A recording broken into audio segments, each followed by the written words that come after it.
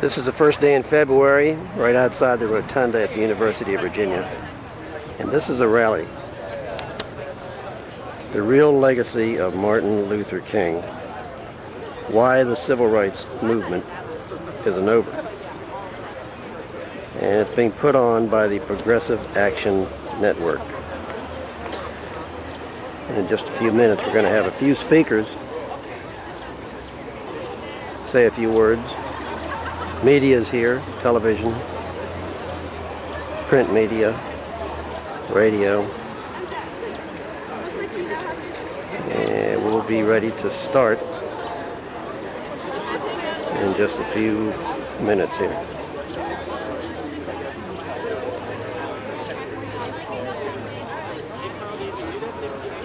Want to hear my voice? Yeah.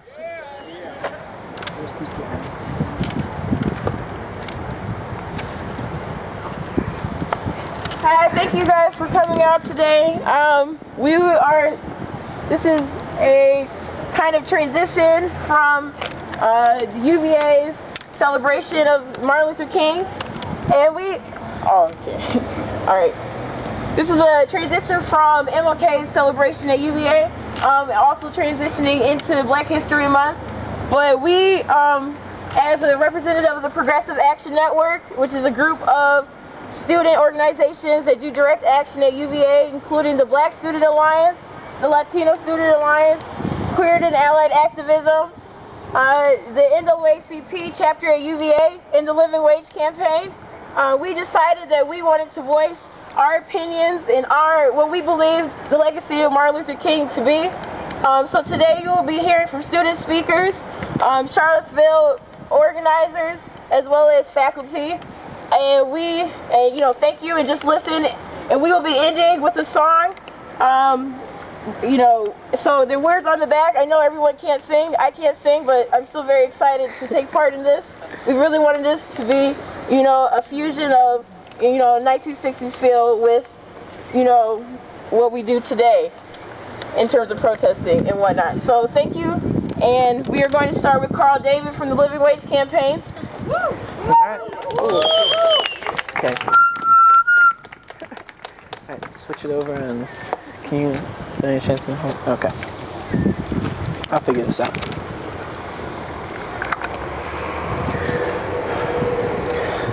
Dr. Martin Luther King once stood where we now stand. He was right here in Charlottesville in 1963. When he arrived to speak at UVA, there was no formal greeting for him at the airport. The Cavalier Daily was the only paper to note his visit and mixed up which civil rights organization he was a part of. They covered him as a controversial figure, and administrators did not come out to hear him speak. Today, we have made King uncontroversial. A McDonald's advertisement sung the lyrics, "Light a candle for everything he's done, every victory won." And Chevrolet advertised their cars next to his image. We here at UVA have dozens of events honoring him as a hero. But when Dr. King spoke here, he was not a hero. He was a troublemaker, a critic of America, and a man who spoke truth to power. Woo! When we celebrate King today, we celebrate a fraction of the man he was. We've picked and chosen and found a Dr. King that is uncontroversial. But the real Martin Luther King was controversial, and his ideas still are. It's easy to talk about Jim Crow, an injustice overcome over 40 years ago. It's hard to talk about economic injustice, a wrong we have yet to right. If we want to honor Dr. King, the man instead of the myth, we have to talk about economic justice. Dr. King was in Memphis, Tennessee in April of 1968 at the time he was shot. Why Memphis, Tennessee? He was there to support the sanitation workers, garbage men, in their strike for wages that respected the dignity of work, wages that were enough to live on.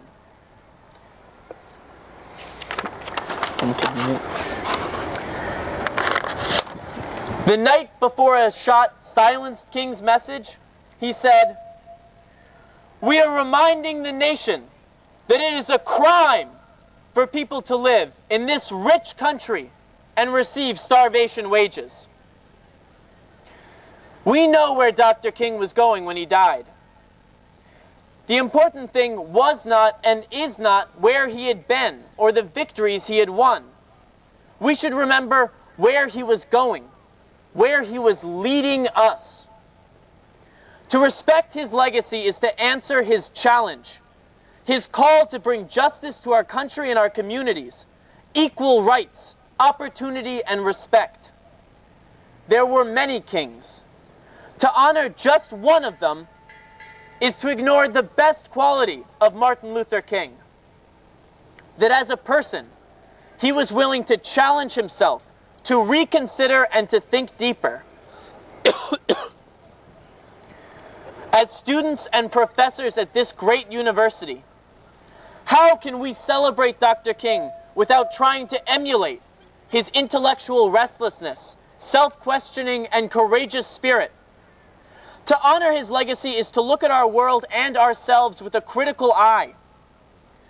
Given that he was murdered in the middle of a movement still unfinished, how can we be content with applauding past victories when Dr. King himself was never complacent or satisfied and was always striving to realize the deeper meaning of justice in America?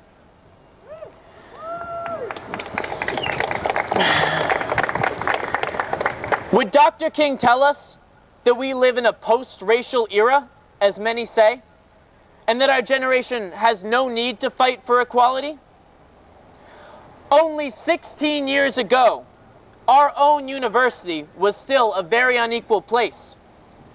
Back then, only 3% of faculty were African American, but over 53% of those employed in service and maintenance jobs, the lowest paid jobs at UVA, were black.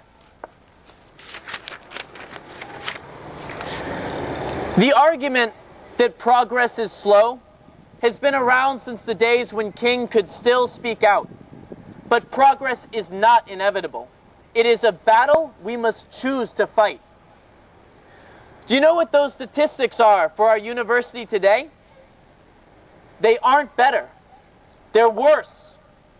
The percentage of African American faculty has dropped, and the percentage of African Americans in our lowest paying jobs is higher. Are we making progress? What would Dr. King say to us today? That we live in an era without racism? That we live in an era with justice for all? The University of Virginia celebrates Dr. King, but does it respect his message and his mission?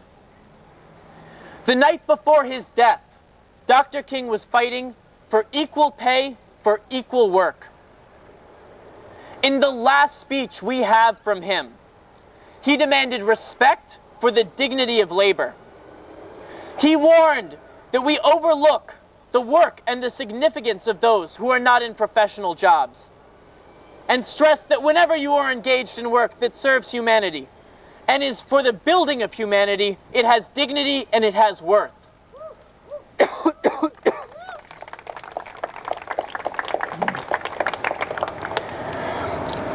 At the time King spoke at our university, UVA refused to pay its workers a wage that would cover the basic cost of living. It refused then, and it has continued to refuse for over 40 years since King's death. When people of this city and this institution have protested, demanding wages that respect the dignity of work, they have been ignored. When employees that have stirred up too much trouble about pay and about fairness, they have been met with retaliation. When students here, in the spirit of the civil rights movement, staged a sit-in to protest unfair wages, they were beaten up and arrested.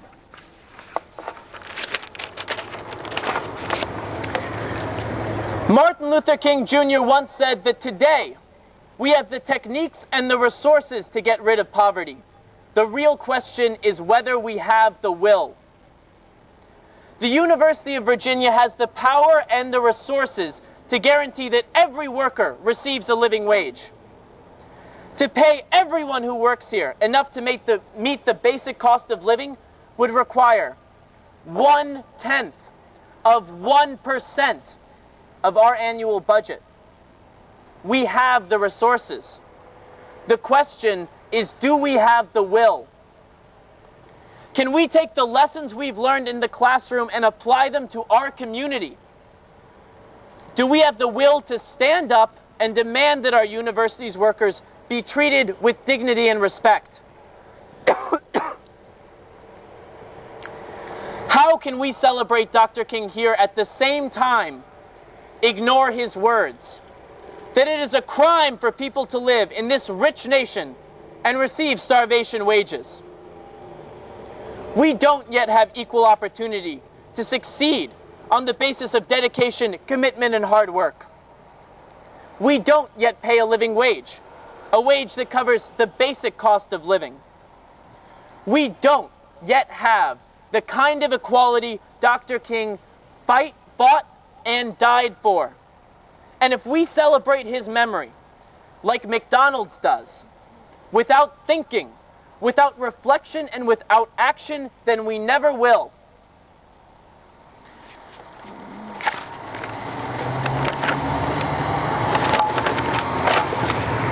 We celebrate the progress we've made, but to honor Dr. King's legacy, we must question whether his dream has come true.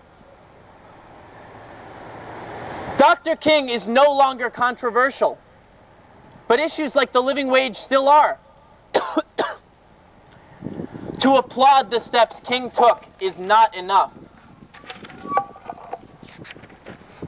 Thanks. If we are to respect his legacy, then we must keep fighting for his dream where he left off. I'd like to close with words from King's last speech the night before he was silenced by a bullet. We've got to give ourselves to this struggle until the end. Nothing would be more tragic than to stop at this point. We've got to see it through. Be concerned about your brother. Let us develop a kind of dangerous unselfishness. Let us move on in these days to challenge and to make America what it ought to be. No one should be working poor.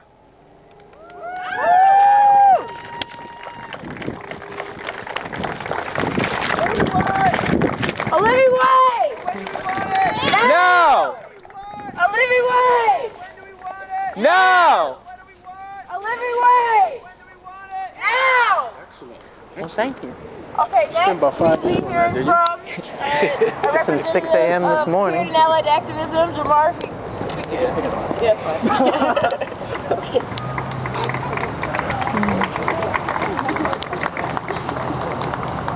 This speech was delivered. Push it up. Speech was delivered on December 10th of 1964 in Oslo, Norway, at Dr. King's Nobel Peace Prize speech. A second evil which plagues the modern world is that of poverty. Like a monstrous octopus, it projects its nagging, prehensile tentacles into lands and villages all over the world. Almost 2/3 of people of the world go to bed hungry at night. They're undernourished, ill-housed, and shabbily clad. Many of them have no beds to sleep in or homes to go to. The only beds are their sidewalks of the cities and the dusty roads of the villages. Most of these poverty-stricken children have God and... Okay. Most of these poverty-stricken children of God have never seen a physician or a dentist. This problem of poverty is not only seen in the class division between the highly developed industrial nations and the so-called underdeveloped nations. It is seen in the great economic gaps within the richest nations themselves. Take my own country, for example. We have developed the greatest system of production that history has ever known. we have become the richest nation in the world. Our national gross product this year will reach the outstanding figure of almost $650 billion. Yet at least 1/5 of our fellow citizens, some 10 million families, comprising about 40 million individuals, are bound to a miserable culture of poverty. In a sense, the poverty of America is more frustrating than the poverty of Africa and Asia. The misery of the poor in Africa and Asia is a shared misery, a fact of life for a vast majority. They are all poor together as a result of years of exploitation and underdevelopment. In sad contrast, the poor of America know that they live in the richest nation of the world, and that even though they are perishing on a lonely island of poverty, they are surrounded by a vast ocean of material prosperity. Glistening towers and glass, steel, easily seen from the slums of the dwellings spring up overnight. Jetliners speed over ghettos at 600 miles per hour. Satellites streak across outer space and reveal details of the moon. President Johnson, in his State of the Union message, emphasized this contradiction, which heralded the United States as having the highest standard of living in the world, and deplored that it accompanied by dislocation, loss of jobs, and the specter of poverty in the midst of play. So it is obvious that if man is to redeem his spiritual and moral lag, he must go out to bridge the social and economic gulf between the haves and the have-nots of the world. Poverty is one of the most urgent items on the agenda of modern life. There is nothing new about poverty. What is new, however, is that we have the resources to get rid of it. The real question is whether we have the will. Woo!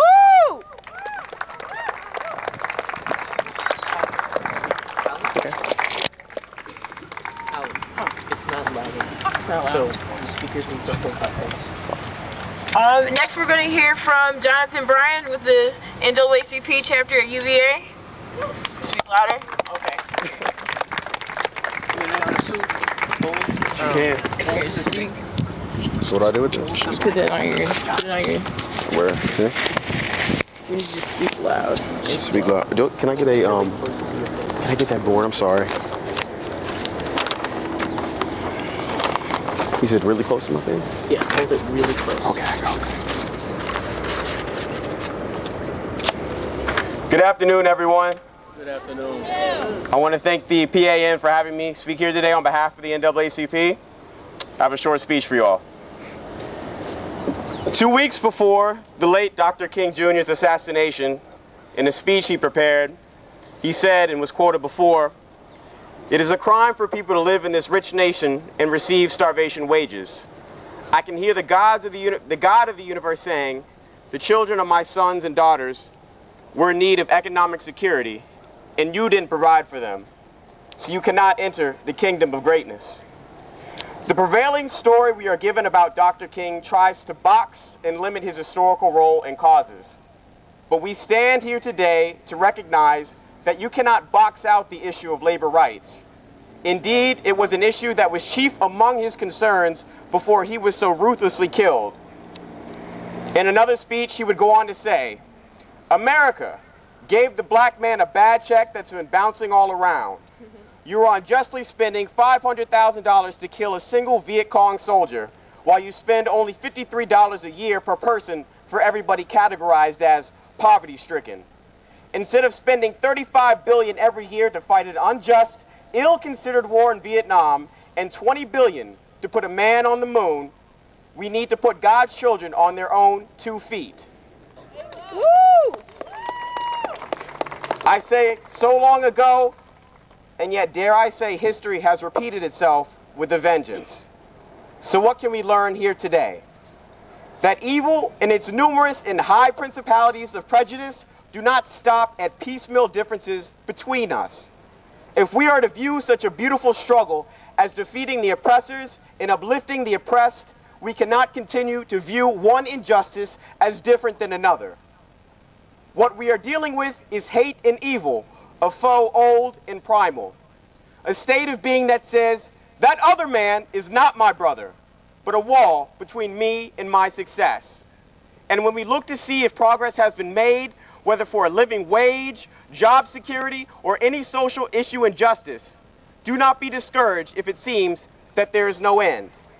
I say to you, there will be no progressive and liberal savior standing upon an aircraft carrier of freedom and justice telling us mission accomplished.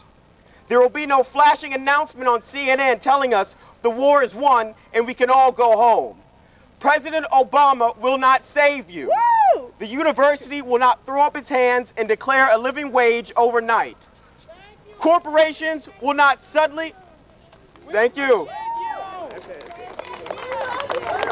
Corporations will not suddenly grow a heart like the Tin Man and become a real person, as much as Mitt Romney would have you to believe.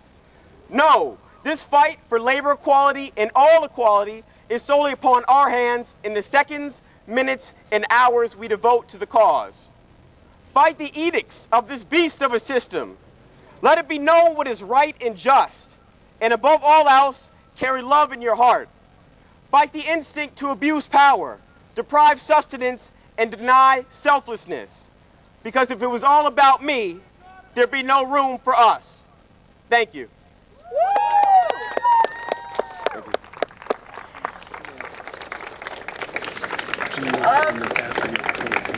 Next we will be hearing. No, I don't. I forgot about that. Hero. Let me take it off. You want to take it off? I can take it off. I appreciate it though. I forgot all about that. Yeah, no. You want to take it off yourself? I got it. I can get it. Yeah, appreciate it. Nice. Thank you.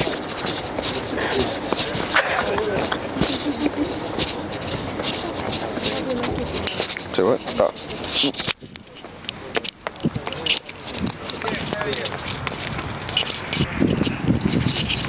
You mind? Okay. All right. So you just hold it for me? Yeah, sure. Okay, thanks. Good afternoon. More than 30 years ago, the writer Carl Wendell Himes Jr. published an incredibly powerful poem entitled, "Now That He Is Safely Dead," capturing the complicated process by which Dr. Martin Luther King transitioned from a threatening political menace to a national hero. Himes wrote, "Now that he is safely dead, let us praise him. Build monuments to his glory. Sing hosannas to his name. Dead men make such convenient heroes. They cannot rise to challenge the images we would fashion from their lives. And besides, it is easier to build monuments than to make a better world." If I be perfectly honest here today, I must admit to having King fatigue. And that fatigue is not related to my views of his political activities or his political ideas. Indeed, there are few individuals whose lives and sacrifices are more worthy, I should say, of commemoration, critical reflection, and scrutiny than Dr. King. What fatigues and troubles me at times is how and when King is constructed, and for what purposes. Today, in my short space of time, I'd like to say a few words about King and his economic philosophy. I'd like to preface my remarks with a suggestion, since this is an academy, that you all read King, as well as those scholars who have dealt with his ideas on social justice, economic justice, and political economy. I suggest in particular a fabulous book by a historian by the name of Thomas Jackson entitled "From Civil Rights to Human Rights, Martin Luther King Jr. and the Struggle for Economic Justice." Most importantly, I ask that you all engage King, read King. 20 days from now, we will also be thinking about Malcolm X, who was assassinated on February the 21st. I ask that you also read and engage Malcolm X. So often we construct these leaders and we celebrate these heroes, but we never engage their ideas. And engaging their ideas, not so that we can critique the other, but so that we can also engage in a critique of ourselves. King will remind us, and he will point out, it's important to be critical about economic injustice. But King would also say it is important that the left also be critical of the ways in which we organize. In 1965, King wrote, "I still have a dream. that one day all of God's children will have food and clothing and material well-being for their bodies, culture and education for their minds, and freedom for their spirits. Freedom for their spirits. So when we construct this idea of king, let's be clear and let's be sure that it is king and not our construction of king. Because once again, it's easy to go criticize the other. But we have to also think about the ways in which we are constructing king. How we are using king. Because if we are not clear about that and we pull King's arm off for how we want to pull King's arm off, and we pull this hard here and we leave the head, then we are committing ideological violence on King. Later that year, in 1965, King wrote, "One day men will no longer walk the streets in search for jobs that did not exist. One day the rat-infested slums of our nation will be plowed into the junk heaps of history." It is common now and quite popular to talk about this late king. It's something that you all should know as students. King didn't start thinking about and talking about economic injustice in 1965 or 1966 when he goes to Chicago or 1968 with the Poor People's Campaign. That process started in his house when he had to think critically about his middle class status. It started at Morehouse University in 1948, in which he began to engage Karl Marx. So as students, critique the system, but also understand political economy. Much of King's life was geared toward addressing issues of racial injustice and economic injustice. And of course, many of us know that this would have a profound impact even on his theology. King once wrote, "Any religion which professes to be concerned about the souls of man and is not concerned about the economic conditions that scar the soul is a spiritually moribund religion waiting for the day to be buried." From 1965 to 1967, as many of you know, King began to deepen even more his analysis of political and economic power. In 1966 and 1967, he worked in Chicago attempting to effect change, not just working with political organizers, but also challenging the state. For nearly 2 years in Chicago, as many of you know, King and the SCLC experimented with various strategies, including educational desegregation, community-based tenant unions, voter registration, Operation Breadbasket, and mass protests against racially exclusive neighborhoods.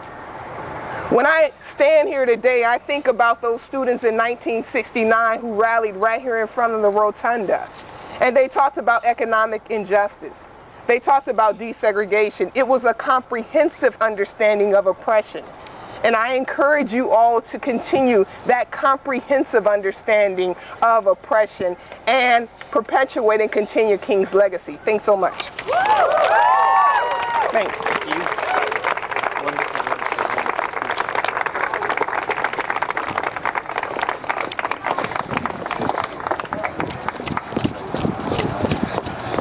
I think they need this thing.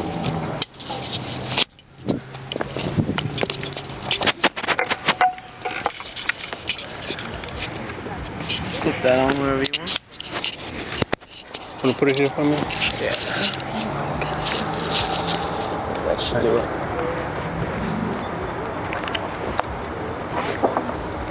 Black History Month,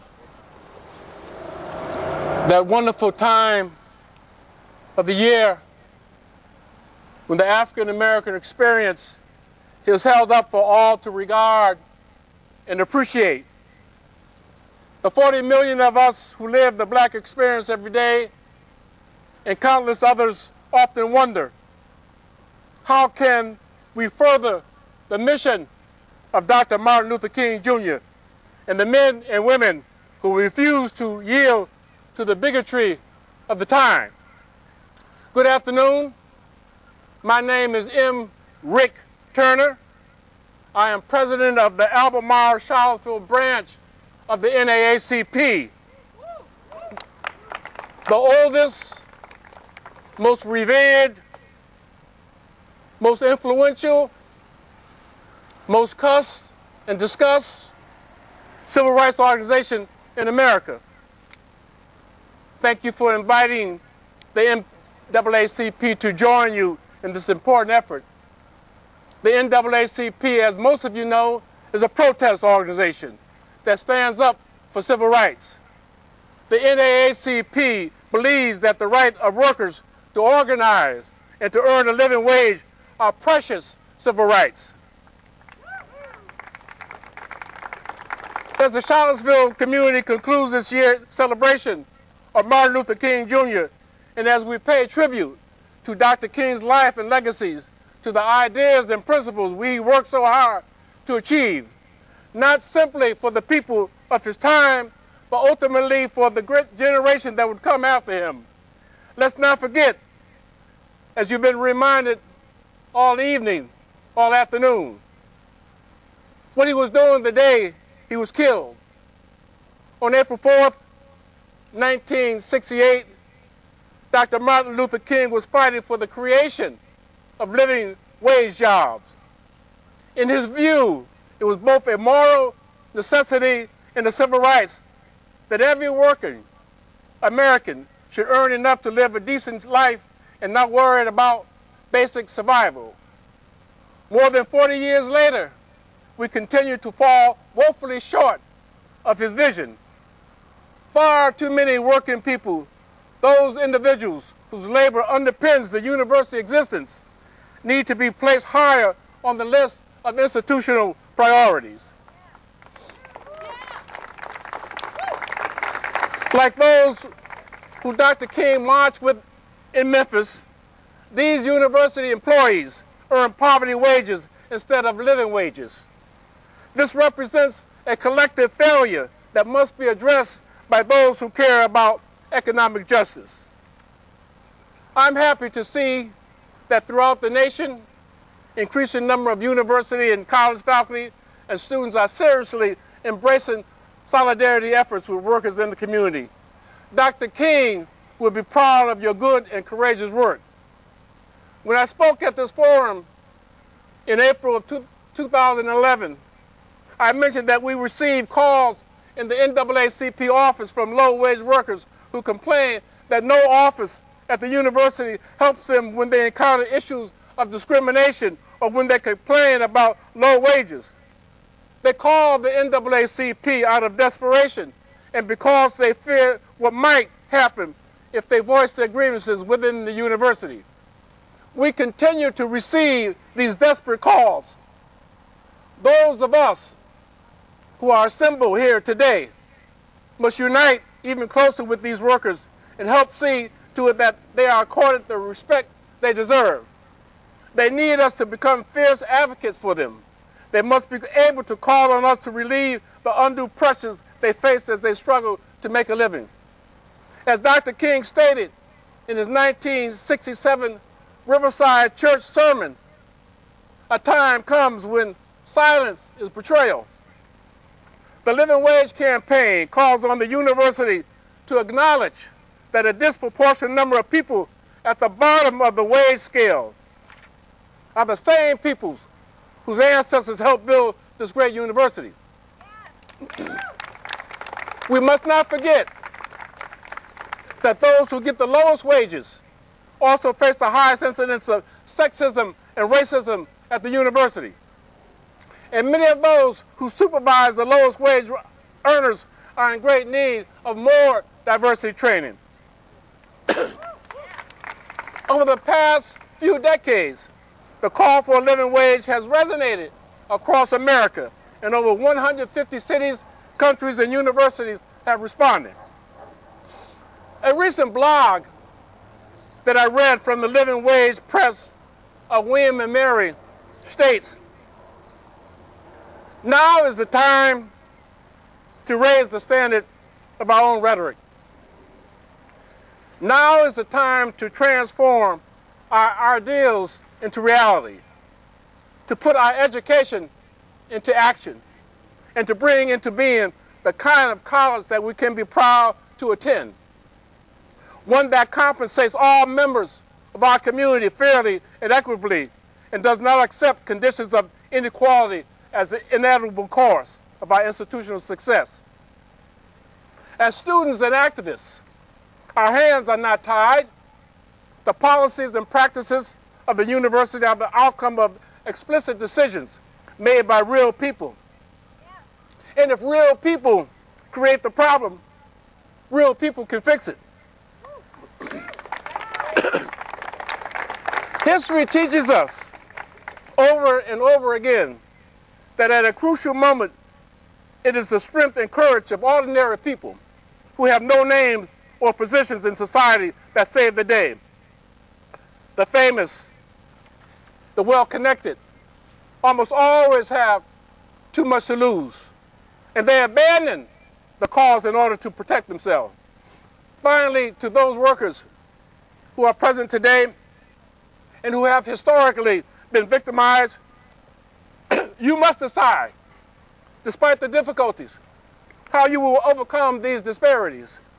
You must devise creative ways to move forward so that your children will follow a different path and not become victims of low wages and disrespect.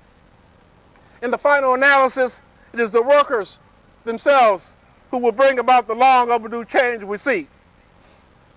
The NAACP is again proud to stand with you. Thank you.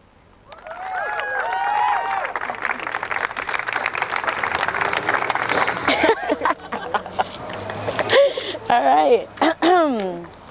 Bear with us. Paul and Silas bound in jail had no money for gold or bail. Keep your eyes on the prize. Hold on. Paul and Silas thought was lost. Dungeon shook and the chains came off. Keep your eyes on the prize. Hold on. Hold on. Freedom's name is mighty sweet, and soon we're gonna have to meet. Keep your eyes on the prize. Hold on, hold on. Got my hand on the gospel plow. Won't take nothing from my journey now. Keep your eyes on the prize. Hold on, hold on. Keep your eyes on the prize. Hold on, hold on. Only chain that a man can stand is that chain on hand. Keep your eyes on the prize. Hold on, hold on. I'm gonna board that big Greyhound, carry the love from town to town. Keep your eyes on the prize. Hold on, hold on. Keep your eyes on the prize. Hold on, hold on. Now the only thing I did was wrong, staying in the wilderness too long. Keep your eyes on the prize. Hold on, hold on. The only thing we did was right, was the day we started to fight.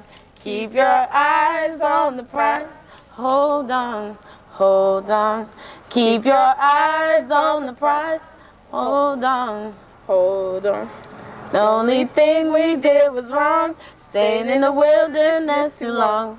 Keep your eyes on the prize. Hold on, whoa, whoa. The only thing we did was right, was the day we started to fight. Keep your eyes on the prize. Hold on, hold on.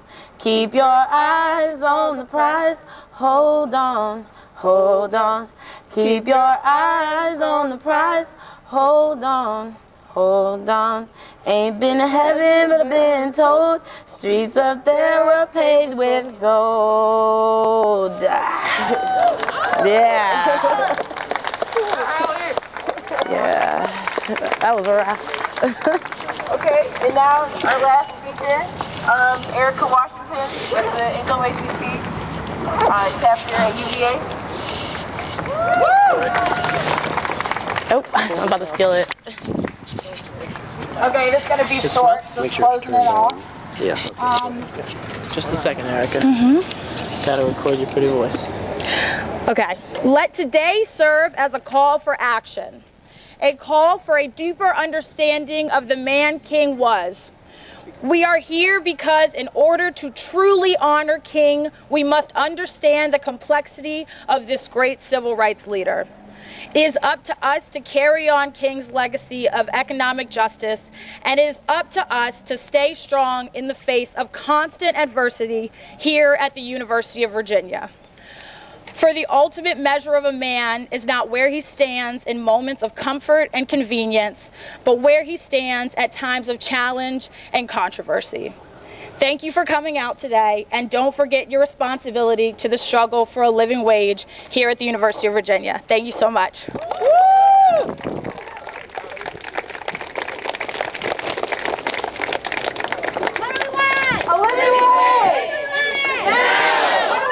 A living wage! Now! A living wage! Now! A living wage! Now! Here,